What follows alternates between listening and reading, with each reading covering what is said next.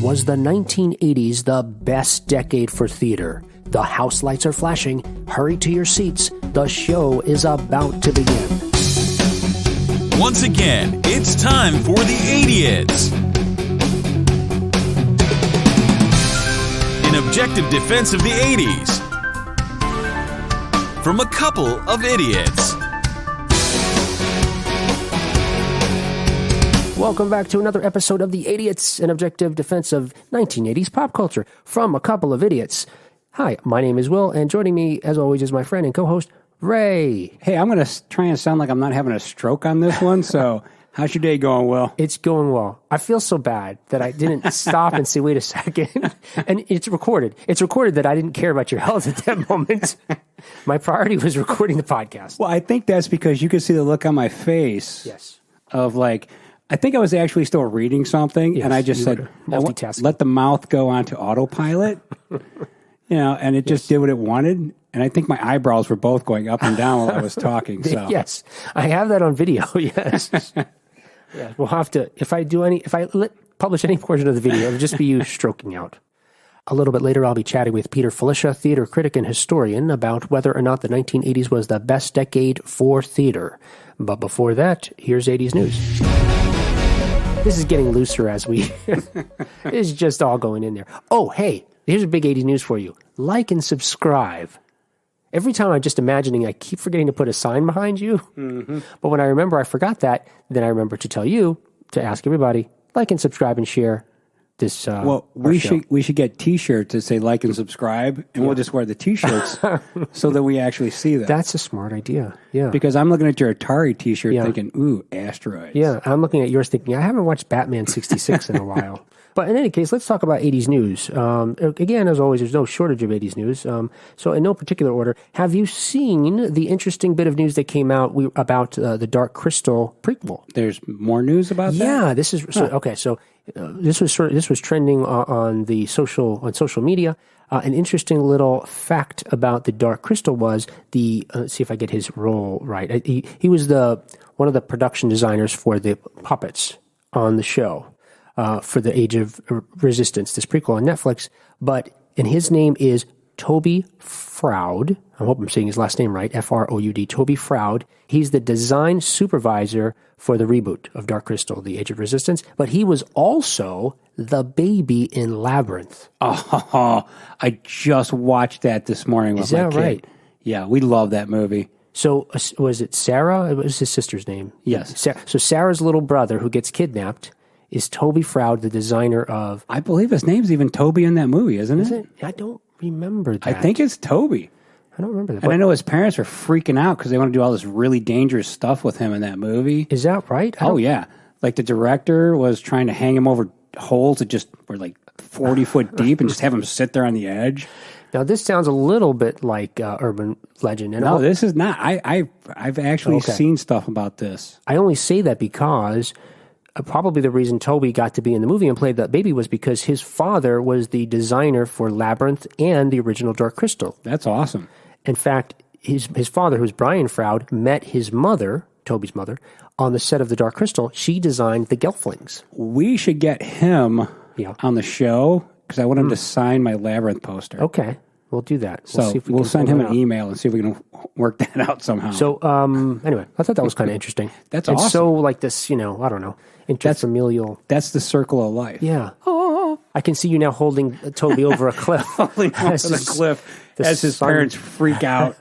As the sun comes up or goes down. Okay, another bit of 80s news, and there's a lot of things here. I don't know if we're going to get to all of them. Maybe we'll talk about some of them some other time. Well, actually, we don't know a lot about theater, so we should probably get to all of these. It's going to be 40 minutes of 80s news.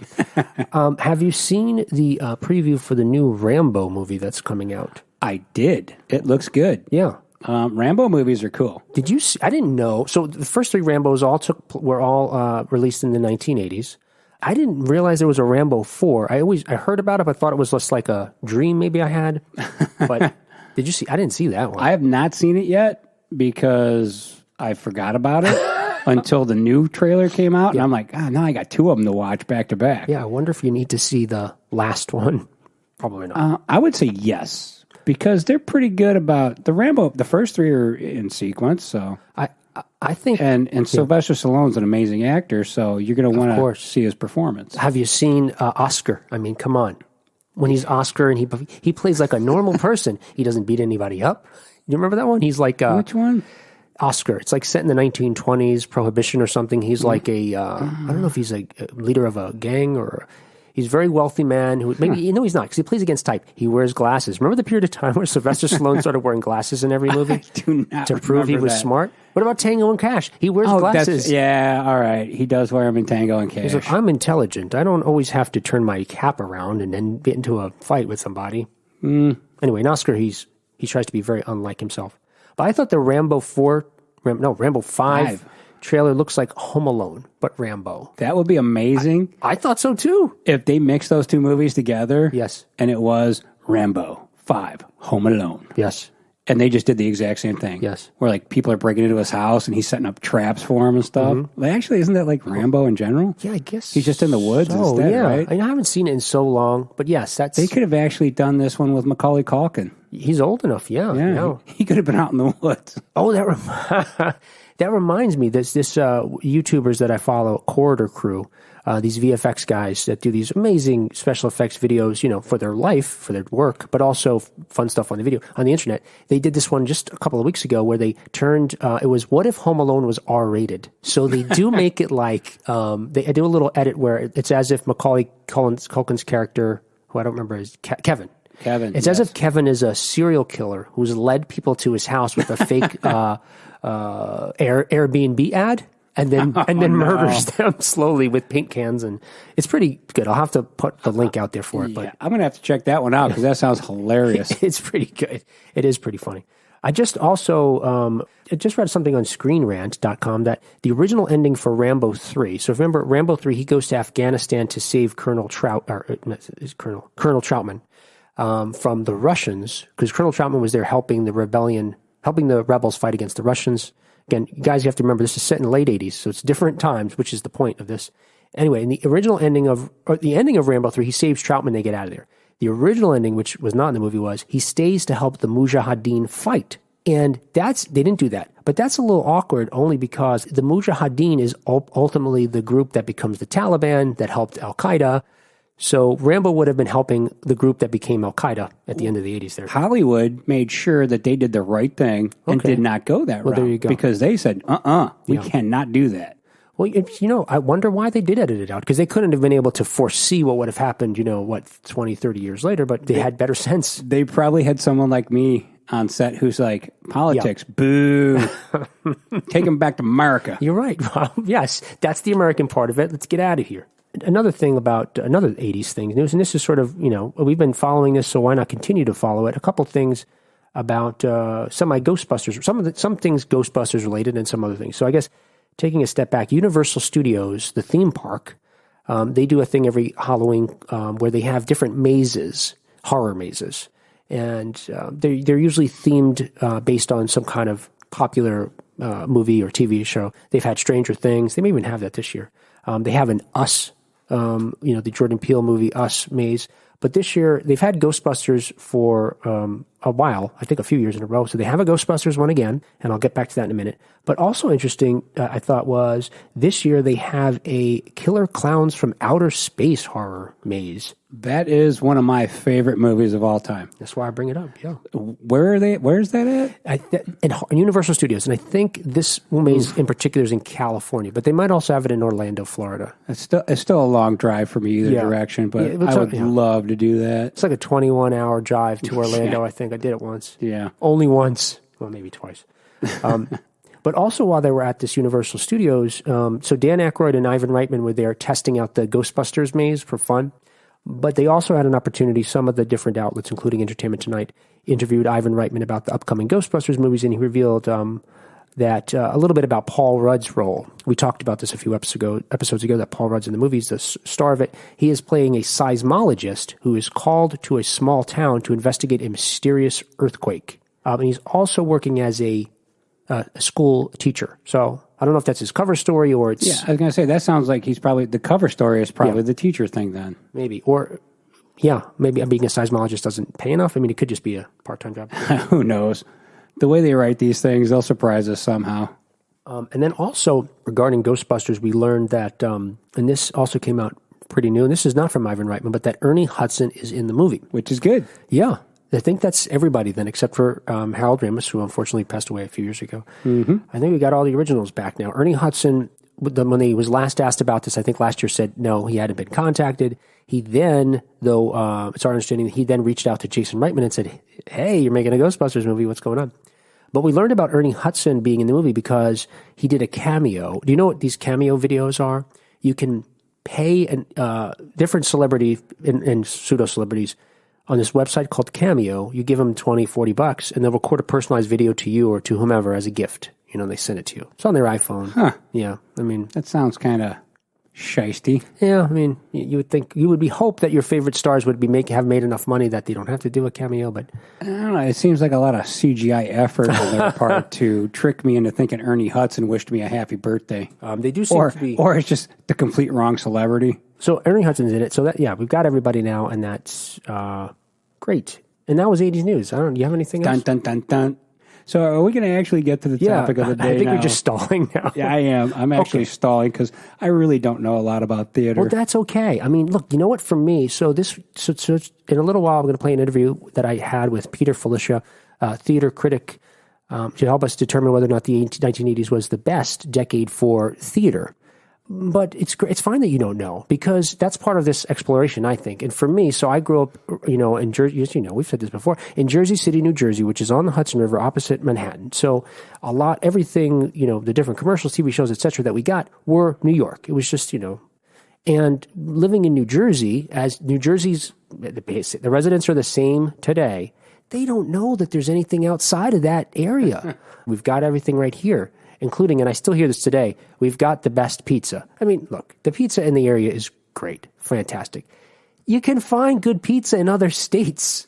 It's bread with cheese and sauce on it. It's not cracking DNA or something like that. But in any case, so I'm curious, what someone like you who grew up in the Midwest, what your perception, knowledge, experience, if anything at all, with theater, like what we think of as Broadway theater today, or what is Broadway theater, and also just theater generally. Like, did you have any exposure to theater? Well, as far as theater goes, when we were in grade school, which I don't even know if they do it anymore, we did plays when I was in grade school, and I loved it. I actually loved being in plays when I was a kid. But you got to learn a lot of lines, and then as you get older, and then you go, I can do plays, or I can go out back behind the school and drink and smoke. And then you find out about, I could be in a band, and then I got to just learn three chords. Yeah, 17 words or 20 words, and I got a song. Yeah. So now it's like, I see. But the upside was, yes, I really did like being on stage, which turned into being in bands. So it's very similar, because as you know, with my one band, I had a lot of theatrics going on stage, and all kinds of silly gimmicks and whatever. So, and what was it that, since your rock shows were theatrical, what was it that you were exposed to that inspired you or gave these ideas that you could even do these kinds of things on stage? Well, that would be the other bands who were like rock theater, like Alice Cooper and Kiss, and just all the bands who brought a big stage show. Right. Alice Cooper's the big one, because he was the first concert I ever went to. And he had the guillotine where he cut his own head off and the giant monster stomping around the stage. So I've always thought that theater and rock music were kind of combined and it still goes on today with Marilyn Manson and all those bands. So, but I always thought it was always fun to be on stage and act. I enjoyed it. Right. Or Iron Maiden with Eddie. Or the plane they used to have that would come out for Aces High. There's a fine line between heavy metal, rock and roll, and theater. Just long hair and spandex, I guess. That's theater too. I guess what's theater, right? I mean, theater is you go somewhere, you see a live show. I mean, obviously, I'm going to be talking to Peter about New York theater, and then also what branched out from New York theater, as far as national touring companies, et cetera. So we're talking about a different kind of theater, but a live performance, yeah. So maybe that was your experience then, theater-wise. Were you aware of, ultimately, when you think of the 1980s, all right, how about this? because you probably know more than I know you know more than you're letting on. In the 1980s, you could think of some big plays. Yes, I can think of Cats, Right. Phantom of the Opera. Right. But once again, those are the big ones. Yeah. But actually, there's another one called Forbidden Broadway. Sure. That I actually saw. Is that right? Yeah, I actually saw that one. And that was actually from the 80s. And obviously, I wouldn't see another one for, I don't know, 20 years. But I saw that one, and I enjoyed it because I like going to live performances. So how did you get to see Forbidden Broadway? I think at the time... Did you see it in New York or you saw it? No, I saw it here. So it was like a traveling... Yeah, it was here at the local Playhouse Square. Oh, okay. Very good.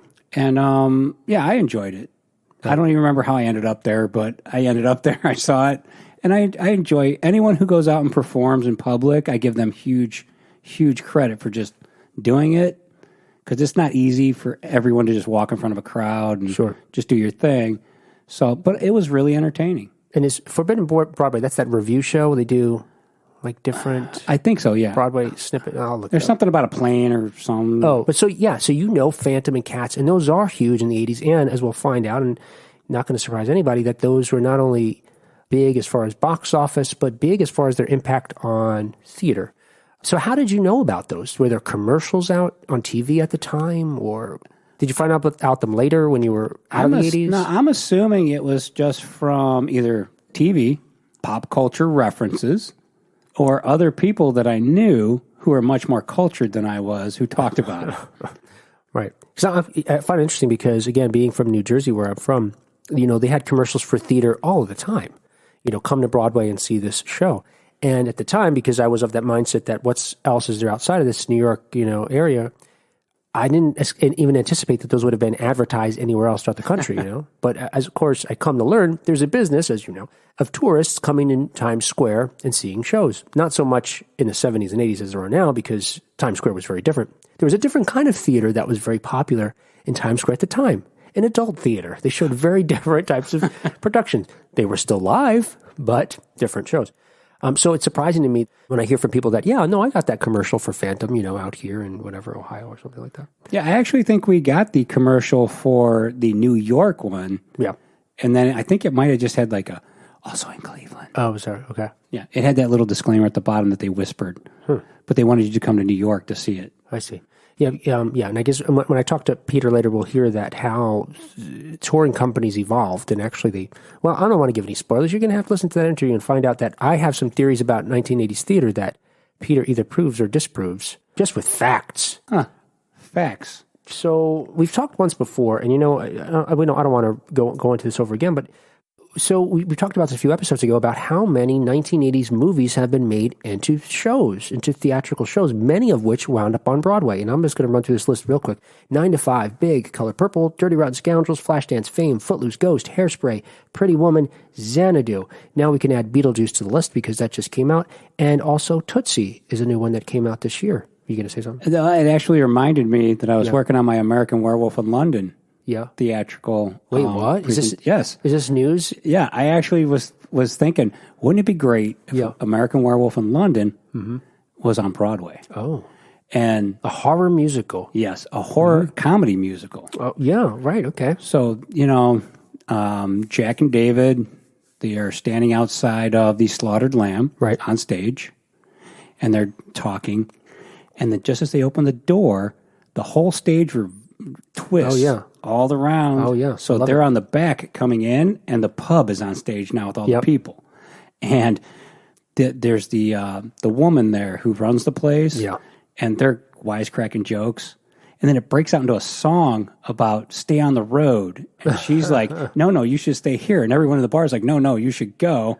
And they're like, hey, we just want some food to get warm before we go on our little hike here. Right.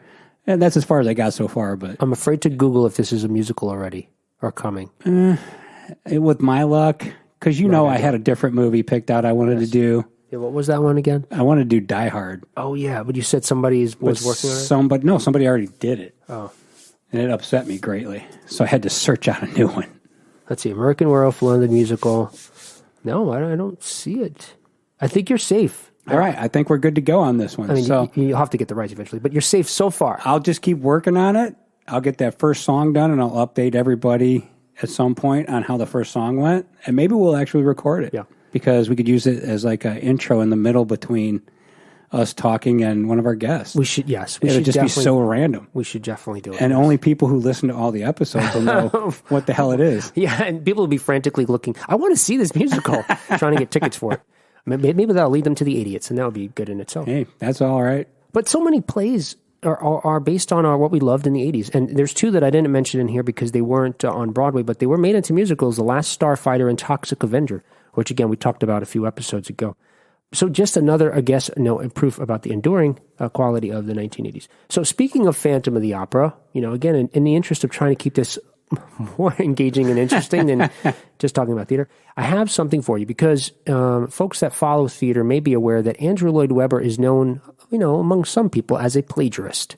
Yes, a song thief. Yeah. Now, you said about great artists steal. Yes, good artist write, right. Great artist steal. So, and you can quote Ray on that. If you use that in your life, say that Ray said that.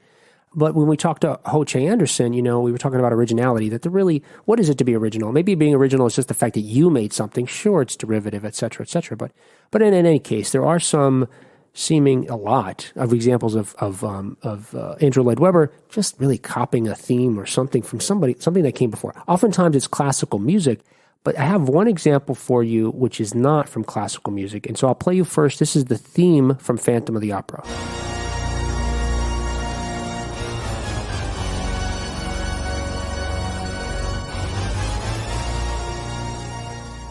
What am I supposed to guess what he ripped off? Oh, there? if you could. Do you need clues? This is going to be digging back. It actually sounds a little like Mr. Crowley from Ozzy. I could see that. So this is going back maybe just a little bit farther than Mr. Crowley. It's a Pink Floyd song. Okay. You lost me I'm out there, of your buddy. wheelhouse there. Yeah. So okay. I'm not a Floyd fan. So this is a clip from the beginning of Pink Floyd's song called Echoes. Tell me if you think this sounds the same or similar.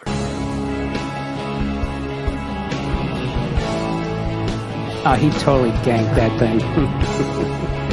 So yeah, if we were in court, that evidence right there would he'd be giving all his money to the Pink Floyd right now. Yeah, Roger Waters actually said he considered suing after he heard it. He said that I couldn't believe it when I heard it. It's the same time signature. It's 12/8, which isn't a terribly common. Yeah, that's incredibly silly. It's the same structure. It's the same notes. It's everything. Bastard. It's probably actionable. It really is. But he decided ultimately against suing Andrew Lloyd Webber. There's a lot of examples of this, which is kind of I delight in those kinds of things because it makes it more interesting to me. But well, if he's getting away with it, kudos to him. Yeah, and there's examples also of him like sort of plagiarizing, I guess, from himself, where a latter production, he borrows a melody from an earlier one. And well, that's like what is it? Creedence Clearwater Revival and John Fogerty when he sued the record company sued him for stealing his own song. I don't remember that. Yeah, it actually happened. Oh wow. We're going to have to talk about that at some point. Yeah, I'll have to actually look it up, but he actually did get sued by the record company for plagiarizing a song he wrote in a song he wrote later as a solo artist. Oh, I see.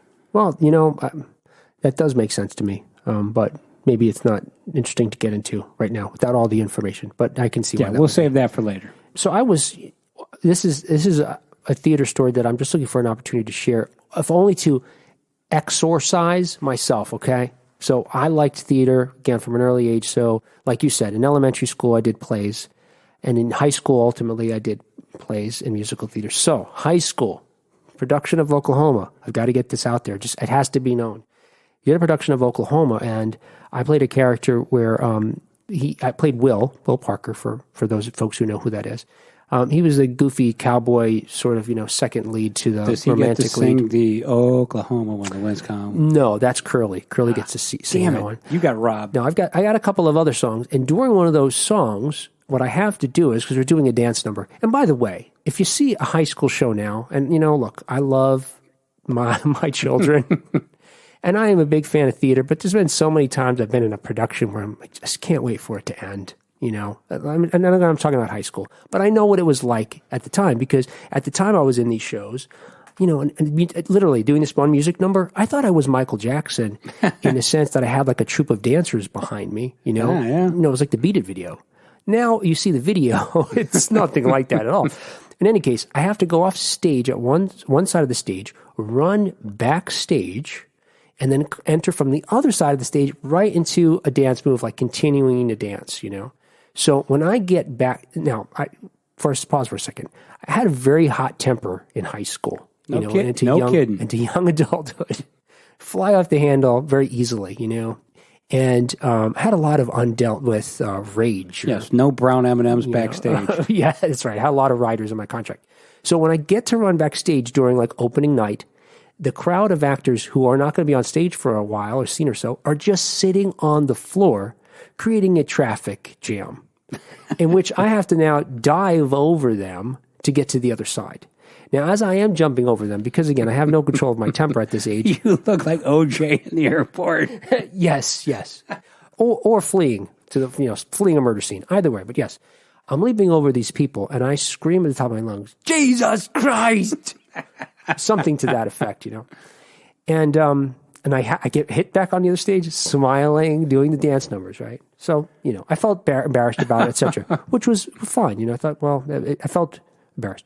Now, I was only more embarrassed when I ultimately watched the video that my parents made of my performance that night. Because when it got to that spot, clear as day, you could hear someone from backstage scream, Jesus Christ. So technically, you were actually doing a production of Jesus Christ Superstar. It was a twofer, yes. It was the show within the show. All right, well, in a moment, we'll be right back with my interview with Peter Filichia, theater critic and historian. Once again, it's time for Idiot. Couple of idiots. Our guest today has seen over 11,000 theatrical performances, and his credits are nearly as numerous. As theater critic at the Star Ledger in Newark, New Jersey, he reviewed productions for nearly 2 decades. As a historian, he's documented varied and interesting aspects of theater in his books, including Let's Put on a Musical, Broadway Musical MVPs 1960 through 2010, Strippers, Showgirls, and Sharks, a very opinionated history of the Broadway musicals that did not win the Tony Award, and The Great Parade, Broadway's astonishing, never to be forgotten 1963-1964 season. Please welcome to the show, Peter Filichia. Hi. So thank you for being on our show. I greatly appreciate it. As I mentioned in the introduction, you are the perfect person to speak to because of the extensive knowledge, experience, and work you've done documenting essentially, theatrical history in a number of different ways. And so when we wanted to figure out whether or not the 1980s were best for theater, who better to turn to? So thank you for that. Glad to be here. And so taking a step back, and again, I should just say right off the bat, this will not surprise you, I am not an expert in this area. I'm an expert in very, very few areas, but this is... Aren't we all when you come right down to it? They say Francis Bacon was the last person in the world to know everything, and that was a long time ago. So sure. Right. We all do the best we can. Wow, I can compare myself to Francis Bacon now. This is a good day after all. So, but I know we need to take a step back. So I think we should anyway, just to give some perspective. And so again, you're the expert. By my limited understanding, theater or Broadway, I guess we should say specifically Broadway because that's what we'll touch upon. And I think maybe we can make a comment more generally about other areas of theater throughout the country. But Broadway, as we understand it today, my understanding is began in the 1940s. Is that correct? Well, the real Broadway theaters that we know today started in the early 1900s. But there was considered to be a golden age of the Broadway musical from about 1943 when Oklahoma opened. And then you get people who give different end dates. Some say 1964 with Fiddler. Some say 1966 with Cabaret. Some say 1975 with Chorus Line. Gold is panned differently by so many different people. But the real bottom line is that Broadway became healthy in the 80s because basically of the British invasion, as it's been chummily called. That means that the British musicals came in and did very well. One was really not a British musical, and that's Les Miserables, but it was produced in France first, but it was really in London where it took off, and so then it came here. So the big mega musicals really started happening in the 80s, and that changed Broadway a great deal. And how is it that it wasn't until the 1980s that we started first seeing these, mega musicals? Because up until then, For one thing, there were no computers really that were working in theater. It was pretty much a mom and pop type of technology. Right. And computers started coming in. As a result, sets could do more things and be more relied on. And so that helped as well. But it really was the British musical that made the 80s. The other thing that happened in the 80s that was really significant in 82 was Cats opening. Now, one of the reasons the Cats was so significant, first off, it became the longest-running show in Broadway history. It would be eclipsed, right, but it became the longest-running show in Broadway history. But it also was a very important thing in getting parents to take kids to the theater. Up until then, most of the shows were for adults and for adults only. I don't mean that in a salacious way. I just meant that they dealt with adult themes and they didn't have any particular interest to children. But Cats was really a great kids show, and parents started taking their kids to the theater, and when that happened, the kids started saying, hey, I want to go again. And so we had more shows that became kid-friendly, let's say, and that was significant. Also, what you have to remember is that in 1980, if we're going to start there, it wasn't that long after President Ford said to the New York drop dead in that famous headline that was in the New York Daily News. Times Square was not the greatest in shape. One could walk down 8th Avenue and be approached by a prostitute. There were many, many more porno stores here, there, and everywhere. Sure. There was a lot of drug dealing on 42nd Street, all that kind of stuff. And a lot of people had sworn off New York. That was it. They weren't going to go there. It was just too dangerous.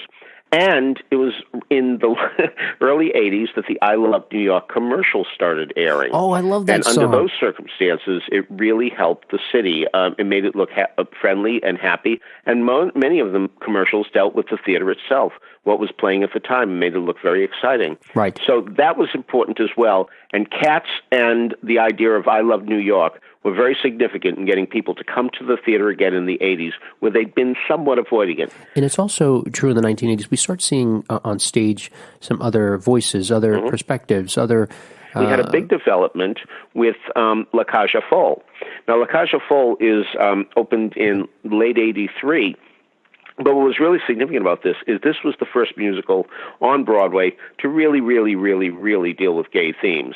You may know the movie, even if you don't know the stage show. But I mean, it is about two men who have been living together for a long time. But before they got together, one of them spent a night with a woman, and when you know, she got pregnant, and they've been raising the kid because she didn't really be much of a mother.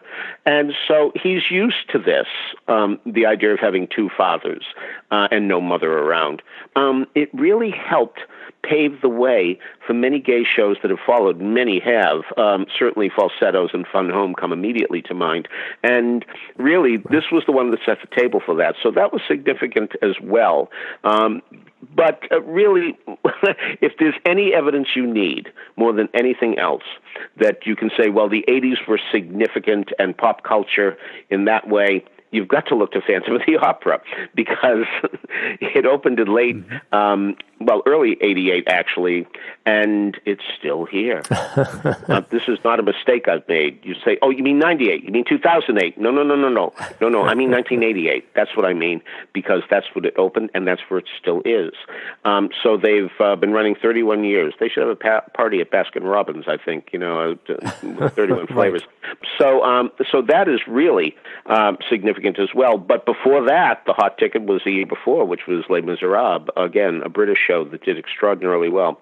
So there are a lot of things you can look at here that were very, very significant, even though a lot of people say, well, in terms of production, Broadway production was really down in the 80s. There weren't many shows. In fact, one year, the Tony Awards couldn't even find enough nominees to nominate in certain categories. They had to eliminate categories.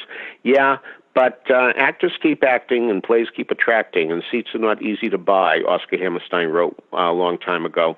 And that turned out to be true in the 80s as well. I grew up in New Jersey, in Jersey City, New Jersey, so right on the Hudson River there for folks that don't know, and grew up seeing, the commercials for Broadway shows and off-Broadway shows are some of my earliest memories. And at the time, I didn't understand that most people that still live in New Jersey today don't understand there's a world outside of New Jersey.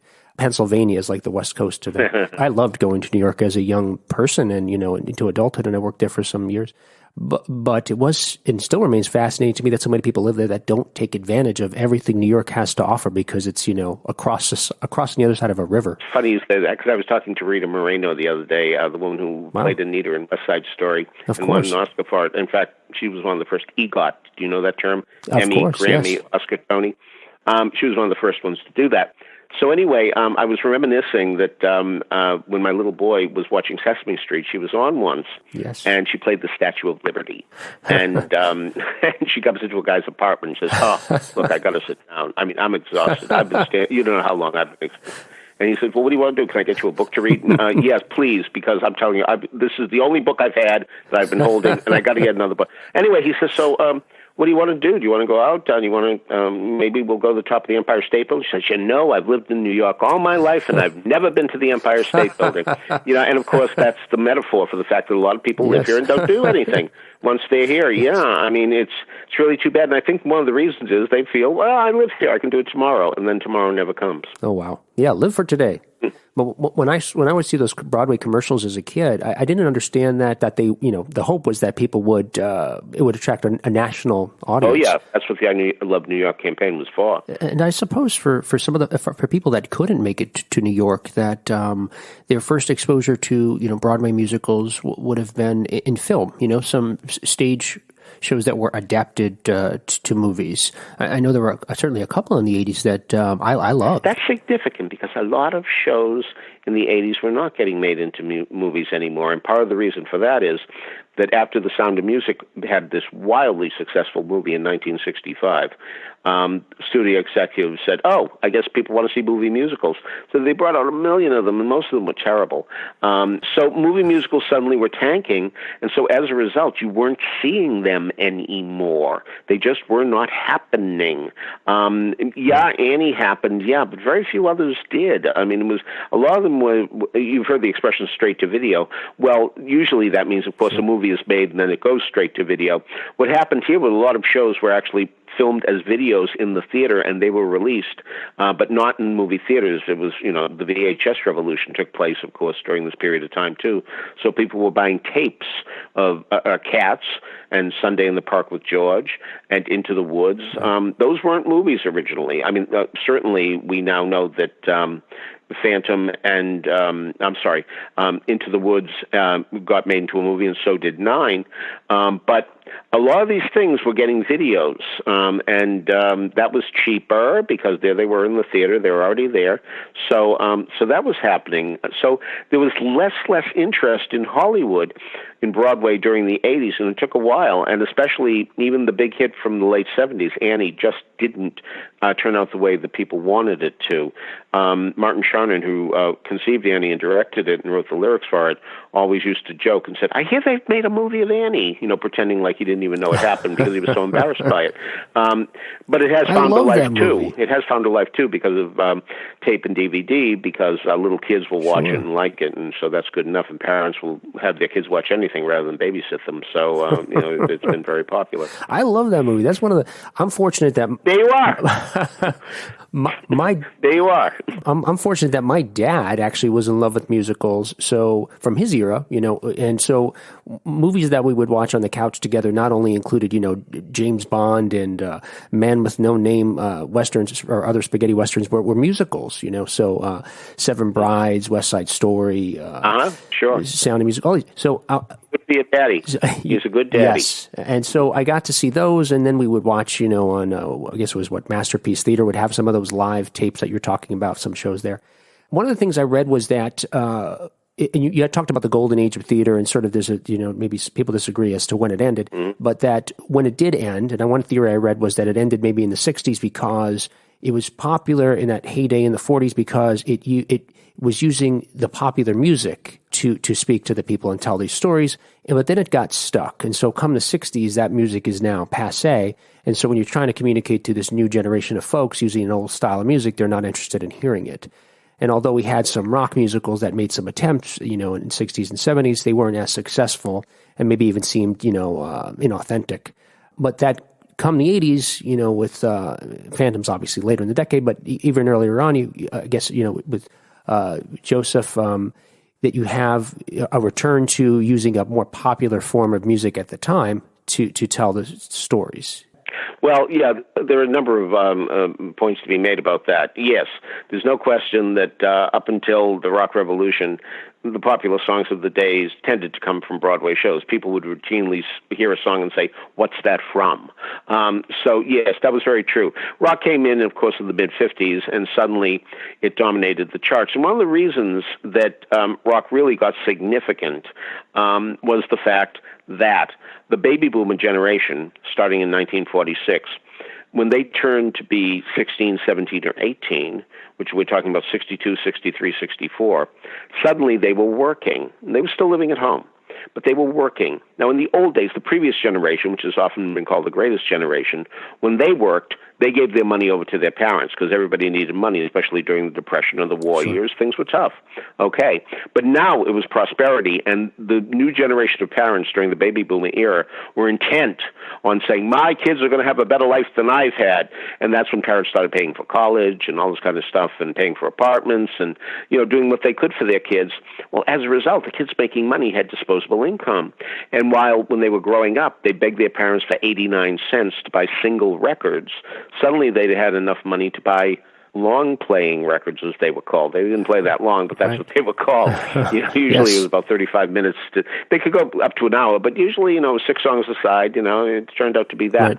So suddenly they had the power, and suddenly there were a lot of alternative publications that were cropping up in those days. I'm from Boston, and we had Boston After Dark, which was really aimed at the college crowd. And suddenly there was trying to be a respectability for rock music that hadn't been in the 50s when a lot of people were considering it noise and junk. And suddenly there were rock critics that were showing up around who were really making a case for the fact that rock music was very good. Ethan Morton, who's a wonderful musical theater historian, the best of us all, frankly, once pointed out that in 1956, the biggest selling album of all time, I don't mean in the show category, I mean everywhere, you name it, country music, religious music, Hawaiian music, pop music, jazz.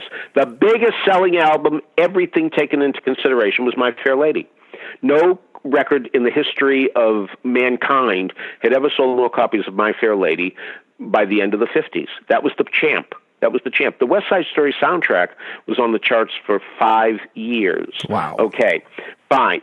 But the thing was that, and of course, West Side Story appealed to the kids too. It was about teenagers, so that helped as well. But once, anyway, so that was the big album in 56, 57. All right, what happened in 67? Sgt. Pepper's Lonely Hearts Club Band. Sure. That's what everybody was buying then because the kids had the money, and suddenly, of course, whatever kids do, they always want to eclipse what their parents did in any way they possibly can. And of course, kids believe they know everything, and parents know nothing.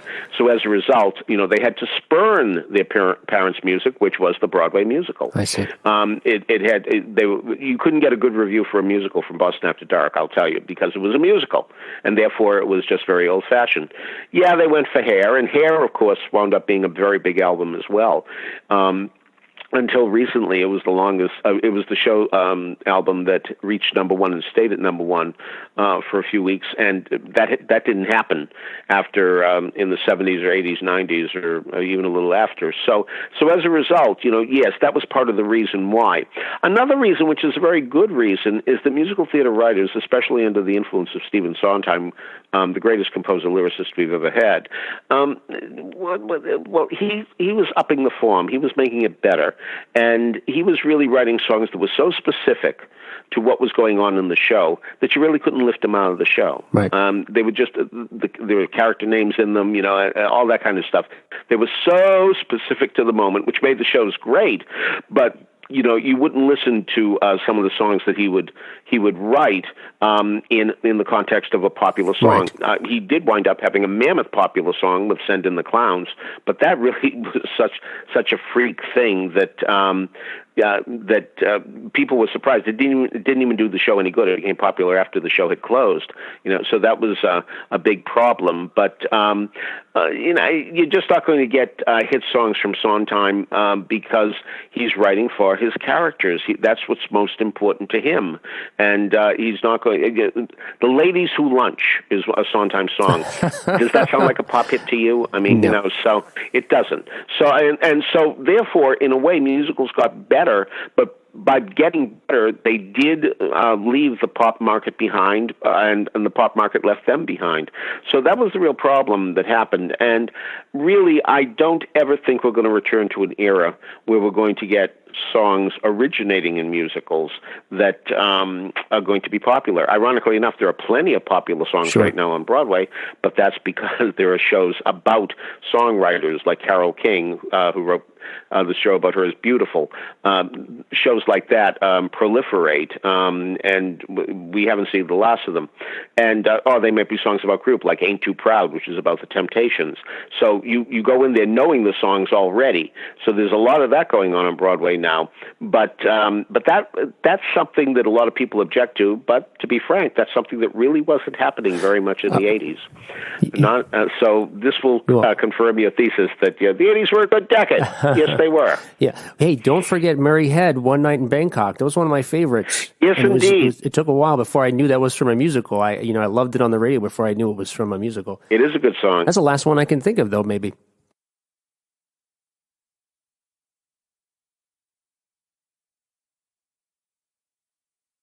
Of a ticket, and that's one of the biggest disappointments I have now. Is that it's so difficult. It's the arts just generally seem so important to expanding minds, and oftentimes, as you mentioned, some of this we were talking about La Cage, and I think about Torch Song and Ma Rainey and different things, different shows that where we heard different voices, Night Mother, different perspectives that we probably hadn't heard until in the 80s. That it's unfortunate that it's cost so much to now be exposed to social issues and again perspectives that you wouldn't maybe otherwise get to see. And it's now for it seems like a more elite class of people. I was surprised in my research that it cost. I think I saw anywhere from I think it was when I was reading early shows, you saw like $25 maybe in the 80s. You could still get a ticket, and I think they talked about some shows that they had bumped up the price to $45.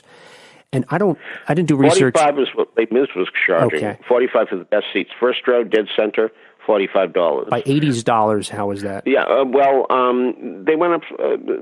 See, in the old days, they went up like $1 at a time, and then suddenly they started going up $5 at a time, and then they started going up more than that. But I remember when Jerome Robbins' Broadway, which was also an 80s show and won a Tony as Best Musical. Jerome Robbins did the aforementioned West Side Story and worked on A Funny Thing Happened on the Way to the Forum and had a lot of hit shows. He basically gave up Broadway after he did Fiddler on the Roof in 1964. He decided to do ballet work instead. But the thing was that he did have a very popular show, but it was going to be expensive, and the tickets then went up to $50, and people were just aghast. People were aghast when the producers went up to $100. Now think about that. Jerome Robbins' Broadway is 1989. Okay, the producers 2001. So in 12 years it doubled. Yep. Now inflation doesn't go that high. I mean, you look at an inflation calendar. Well, I mean, for years they worked very hard to keep it under $10. It went over $10 in 1965. And the thing is, if you take a look at what theater tickets were then and use your inflation calendar to see what $12 would be today, it comes out to be less than $80. So theater tickets, if they were to keep pace with inflation and not eclipse the inflation, we are talking that theater tickets, the best seats should be $80. And if you pay $80 for a musical, bring the binoculars. Yes, and a tissue for the nose, the bleeding nose. Indeed. Good for you. Yeah. It's so sad. Yeah, it's so sad. It is. And gratefully, I guess regular folks are still getting to see them, but at what cost to them? I mean, well, regular folks is a good way of putting it, because there's another issue here. The Broadway League some years ago did a survey, and this is the trade organization for Broadway. They did a survey, and what they discovered is what a heavy theater goer was. Heavy. Okay. No, I'm not talking that the seats aren't wide enough. I'm talking about somebody who's really interested and goes all the time and is just paying attention and lives for it. That person goes 4 times a year. Oh, wow. Now, I don't think that's very much. No, not at all. That was years ago. Yeah. And that's before tickets really started exploding, when the producers' musical is what I mean, started something called premium seats. You know, the best seats costs a lot more. If you want to sit really, really close, you're going to have to pay tremendously for that. So, so I have a feeling a heavy theater goer today goes twice a year. Right. That's again, that's a guess. I'm not saying I've seen that statistic, but the 4 times a year was a statistic as a heavy theater goer.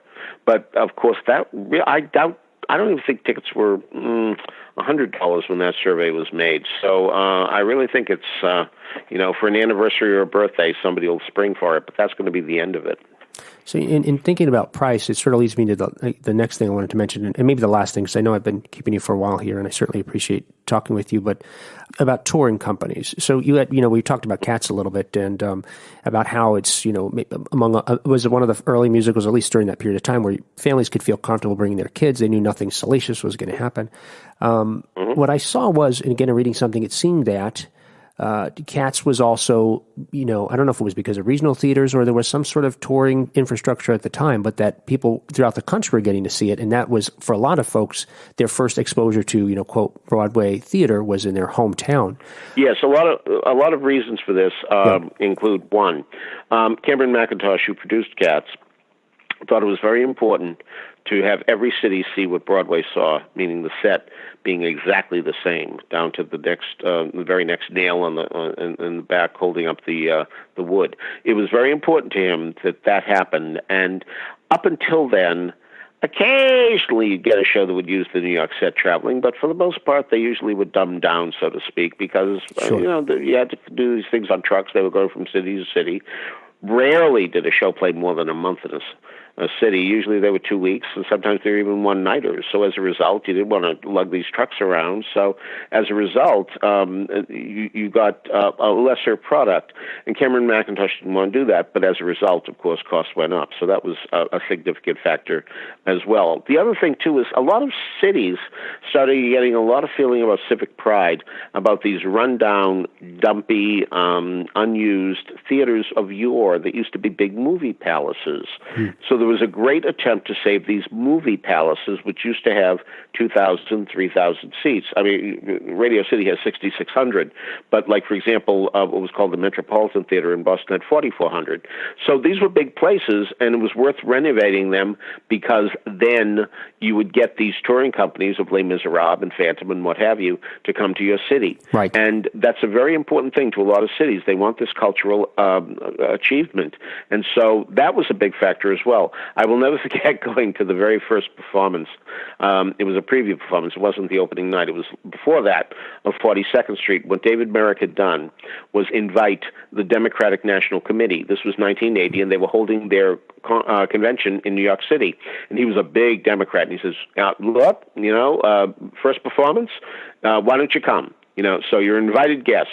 So I happened to be there, and it was so amazing when people came into the Winter Garden, which has about, 1,500 seats maybe, and everybody's saying, you can draw from other parts of the country. It's so small, because the theaters in their town, had 2, 3. They expected Broadway was going to be bigger. Right. Why wouldn't they? Yes. So that was a big factor as well that really started helping, and that was something that started in the 80s as well. That theaters were being rescued. Yes, I nailed it. I suspected yes, you did. that. Yes, you did. I had suspected and hoped that.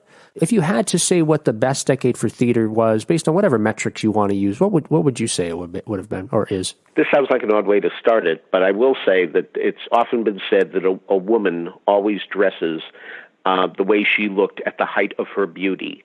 And similarly speaking, I think when you first discover theater, whatever that is, that's the era that you love the best. And, Wow. I'm no kid by any means. I'm the quintessential baby boomer. And as a result, I discovered it in the 60s. So the 60s will always be my favorite.